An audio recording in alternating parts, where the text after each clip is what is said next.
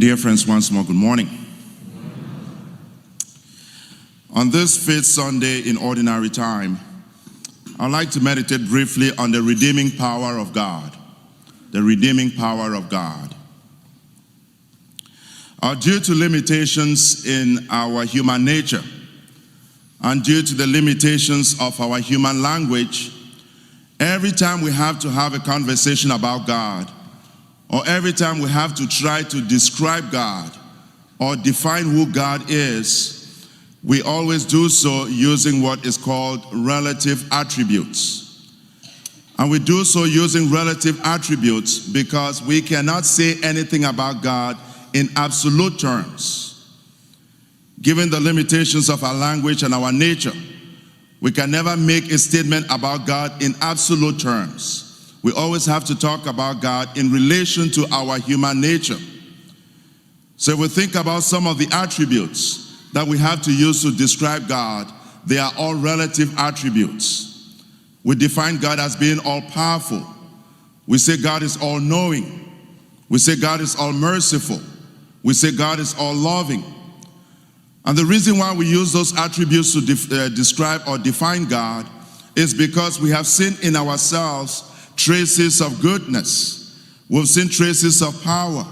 We've seen traces of kindness, traces of knowledge.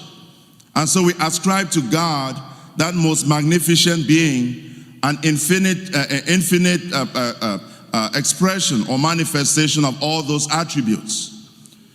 So every time we talk about God, we must always remember that we always talk about God based on relative attributes. I'd like this morning to talk especially about one attribute of God, and that is the attribute of power. Because of all of God's attributes, of all the different ways in which we try to describe God, I think that one of the most basic attributes of God is his attribute of power. Most of the times when we begin our prayer, we define him as being almighty or all-powerful. But it is important for us to understand how this attribute of power unfolds in our lives. And I'd like to begin by going to the book of Genesis and establishing a very simple principle that will help us understand how God's power is manifested. When you go into the very beginning of the book of Genesis, when we look at the story of creation, we see that God creates using his word. Genesis chapter 1 verse 3, God said, "Let there be light." And we see how successive verses in Genesis chapter 1 tell us about the power of God's word, because God's power lies in his word. If you want to understand how the attribute of power is manifested in God, look at his word. Because it is through his word that God manifests his power. And that is precisely what the story of creation reveals to us, that God's power lies in his word. We see how this principle is extended even into the Gospels.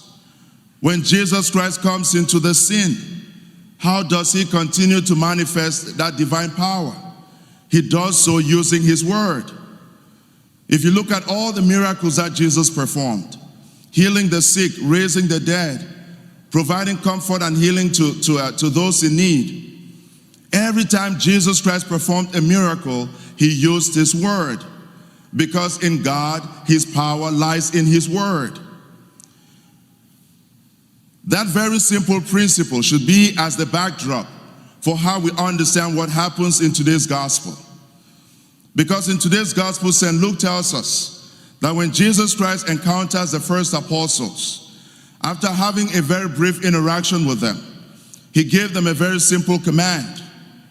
Now, if they understood that this was God and that God's power lies in his word, then that should have been a very simple exchange. But this is what our Lord Jesus Christ said to Simon Peter. "Put out into the deep water and lower your nets for a catch." Put out into the deep water and lower your nets for a catch. But immediately, Simon Peter's human instincts kicked in right away. And so instead of obeying our Lord, Simon had a reason for not believing in what Jesus had said. So Simon said, Master, we have worked hard all night and have caught nothing. We have worked hard all night and have caught nothing. Thinking to myself, I say, I'm sure Jesus Christ was thinking to himself, just be quiet and do what I've asked you to do. But Simon Peter had a very human reason, a very logical reason not to believe in the command of God. I'm the fisherman. I've been working hard all night and I've caught nothing. When we think about the fact that God's power lies in his word, we also recognize immediately that one of the most basic human challenges is that sometimes we humanize our challenges or our problems so much to the extent that it drowns the voice of God. And by drowning the voice of God, we fail to experience his power working in our lives.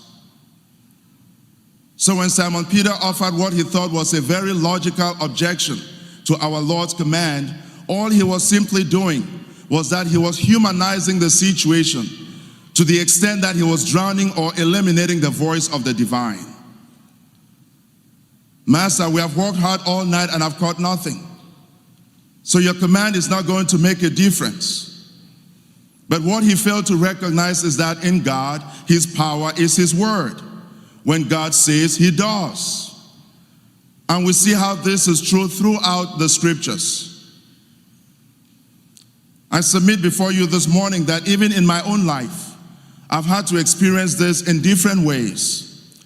I think about how when I was a student at the University of Georgia, when I started discerning my vocation to the priesthood, when I received that invitation from a priest friend to consider going to the seminary, I had every logical objection for not doing this. I thought about some of the racial challenges that we have in this nation and how that might affect me as a priest.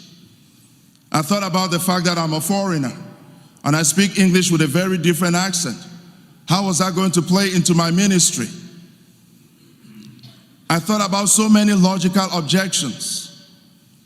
I thought about the fact that my ethnicity was different from so many others. I thought about even the society as it stands, a society that continues to experience an intensification of political polarization. How will the gospel play out in a society like that, especially coming from a man like me? I thought about how the society today continues to experience a broadening of personal ideologies, where it is so easy for us to dismiss the gospel based on my own ideology. All those things played in my mind. And I thought about just when I graduate from school, getting married, having a few children, getting a good accounting job, and just living a jolly life ever after. But what I came to realize was the fact that I was humanizing this calling so much to the point where I was drowning or eliminating the voice of the divine. That somehow I had so much made the objections, the challenges I was going to encounter so human that I failed to recognize that God's power is his word. And if it is ultimately God who is calling me to do this, then he'll give me every resource necessary for me to be able to get to the people. I must say before each one of you this morning, I don't think there's any other vocation that would have given me such fulfillment and such joy like being a priest. Gratefully, I was able to listen to that voice and said yes to it. Because my dear brothers and sisters in Christ, we must always go back to that very basic principle. If you want to experience God's power, go to his word. That is where his power is manifested. As we try to understand how God's power could be manifested in our own lives, I think that there are three very basic existential challenges that continue to make it somewhat of a difficulty for us to be able to understand this power of God's word. And those three basic existential challenges are also responded to by God's word. The first most basic existential challenge that we have in our society is the question of suffering. If God is such a good and a kind person, then why do so many people suffer? Why is there so much suffering in our society? Why is there so much suffering in our families, even in my own life? But it is important to go back to the words of Jesus Christ in Matthew's Gospel, chapter 11. Come to me, all you will labor and are burdened, and I will give you rest. God's power lies in his word. The second existential challenge that we continue to see in society is the intensification of isolation. So many people live in so many vulnerabilities. So many people live such isolated lives. But again, Jesus Christ uses God's word as his power. Matthew's Gospel, chapter 28, I will be with you always until the end of the ages. My dear friends, we must trust in that word, because that is how God's power is manifested. The third existential challenge that we continue to deal with is the question about death. If God is such a good person, why did my loved one die? Why do we see so much death around us? But again, we must go back to the words of Jesus Christ in John's Gospel, chapter 11, when he came to the home of Mary and Martha at the death of their brother Lazarus. I am the resurrection and the life, says Jesus. If you believe in me, even if you die, you will live. And anyone who lives and believes in me will never die. So our Lord Jesus Christ, using the power of his word, is able to bring about that much needed relief that every one of us need in this life. So we're able to understand reality from a new and a different context. And so, my dear brothers and sisters in Christ, on this fifth Sunday in ordinary time, as we come to meditate on that redeeming power of God, that power of God which is manifested by God's word, we must understand that in God's word, he brings to bear, he actualizes that response that Jesus Christ gave to the devil in the very first temptation, when he invited each one of us to conform our lives to his word. Because as our Lord Jesus Christ said, man does not live on bread alone, but by every word that issues forth from the mouth of God. On this day, as we participate of the Holy Eucharist, may Almighty God help each one of us to continue to dispose ourselves to enjoying that redeeming power of God which is manifested in his word, so that as that word continues to become a reality in our lives, we too will be able to overcome the challenges of this life, so that beyond this life, every one of us will be able to share the lot of the saints in heaven. To the praise and glory of Almighty God, with Father, Son, and Holy Spirit, forever and ever. Amen.